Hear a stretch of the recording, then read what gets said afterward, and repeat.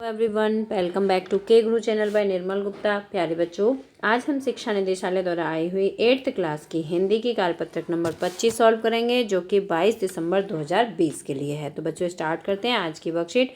अकबरी लोटा। वह पानी तो जरूर लाई पर गिलास लाना भूल गई थी। बच्चों, वह यहाँ किसके लिए प्रयोग किया गया है? झाऊलाल की पत्नी के लिए। लाला झाऊलाल ने जब पानी मांगा तो उन्होंने अपने नौकर को आवाज लगाई थी, लेकिन उनका नौकर ना आया बल्कि उनकी पत्नी उन्हें पानी देने आई। और पानी लेकर तो आई, लेकिन वो किस में लाई? एक लोटे में लाई। वो गिलास लाना भूल गई।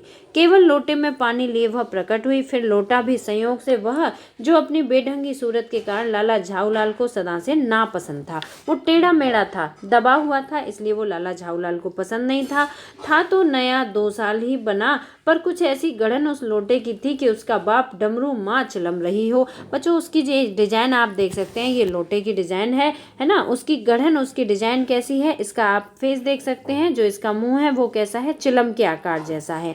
और इसका जो नीचे का पार्ट है वो डमरू के आकार का है। तो इसके आकार को देखकर लाला झाऊलाल को ये लोटा पसंद नहीं था। लाला ने लोटा ले लिया, बोले कुछ नहीं, अपनी पत्नी का अदब मानते थे। मानना ही चाहिए, इसी को सभ्यता कहते हैं। जो पति अपनी पत्नी का न हुआ वह पति कैसा। फिर उन्होंने यह भी सोचा कि लोटे में पानी दे तभी भी गनीमत है, क्योंकि पानी मिल तो गया।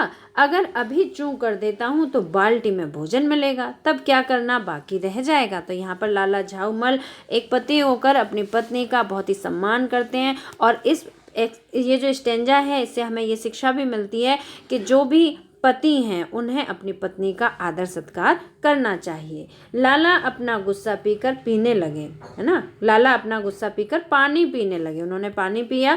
उस समय वे छत की मुड़ेर के पास ही खड़े थे। जिन बुजुर्गों ने पानी पीने के संबंध में ये नियम बनाए थे कि खड़े खड़े पानी न पियो। बच्चों, कुछ नियम होते हैं जो कि आपको भी फॉलो करने चाहिए, जैसे कि कभी भी खड़े होकर पानी नहीं पीना चाहिए, सोते समय पानी न पियो, दौड़ने के बाद पानी न पियो। उन्हें पता भी नहीं था कि यह नियम भी बनाया है कि नहीं कि छत की मुड़ेर के पास खड़े होकर पानी ना पियो। बच्चों, वैसे छत की मुड़ेर के पास खड़े होकर पानी भी नहीं पीना चाहिए, क्योंकि पानी पीने में कभी शरीर का ही बैलेंस बिगड़ जाए तो व्यक्ति भी गिर सकता है, और लोटा हाथ से छूट जाए तो वो छत से बिल्कुल नीचे गिरकर टेढ़ा मेढ़ा भी हो सकता है। जान पड़ता है कि इस महत्वपूर्ण विषय पर उन लोगों ने कुछ भी नहीं कहा। लाला झाऊलाल मुश्किल से 1-2 घूंट पानी पिए होंगे। न जाने कैसे उनका हाथ हिल उठा और लोटा छूट गया। लोटे ने दाएं देखा न बाएं, वह नीचे गली की ओर चल पड़ा।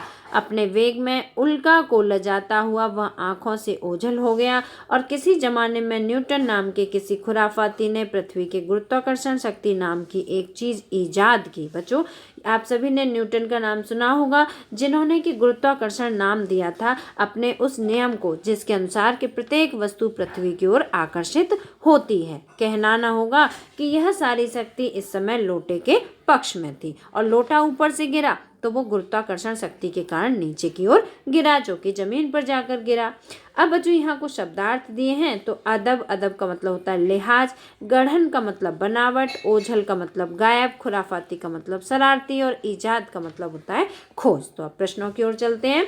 गद्यांश को पढ़कर निम्नलिखित प्रश्नों के उत्तर दीजिए। बच्चों, मुझे उम्मीद है कि आपको अकबरी लोटा में दी हुई ये एक्सट्रैक्ट, ये जो गद्यांश हैं वो अच्छी तरह से समझ आए होंगे। तो अब प्रश्नों की ओर चलते हैं। पहला प्रश्न है, लाला झाऊलाल ने लोटा पसंद न होते हुए भी अपनी पत्नी से क्यों ले लिया? तो बच्चों, अभी हमने वर्कशीट से जाना था कि लाला झाऊलाल को लोटा क्यों नहीं पसंद था, क्योंकि उसकी गढ़न बहुत ही अजीब थी। उसका जो नीचे का भाग था लोटे का वो डमरू जैसा था, और ऊपर का जो भाग था, उसका जो मुंह था वो चिलम के आकार का था, इसलिए लाला झाऊलाल को लोटा पसंद नहीं था। लेकिन अपनी पत्नी से क्यों ले लिया, प्रश्न तो ये है। तो देखिए बच्चों, इस प्रश्न का उत्तर यहाँ से जानेंगे।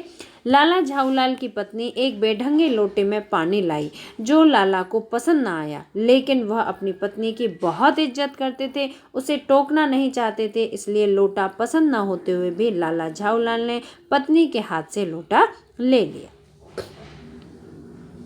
दूसरा प्रश्न है बच्चों, आपके विचार से बुजुर्गों ने पानी पीने के संबंध में क्या नियम बनाए हैं? तो क्या क्या नियम बनाए हैं बच्चों?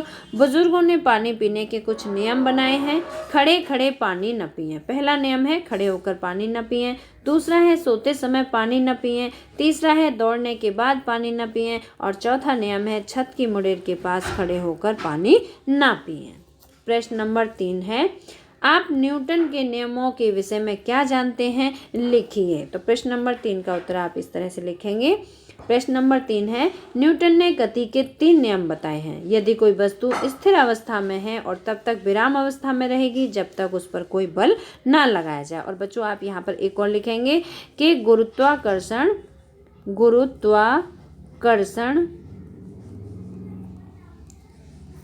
का नियम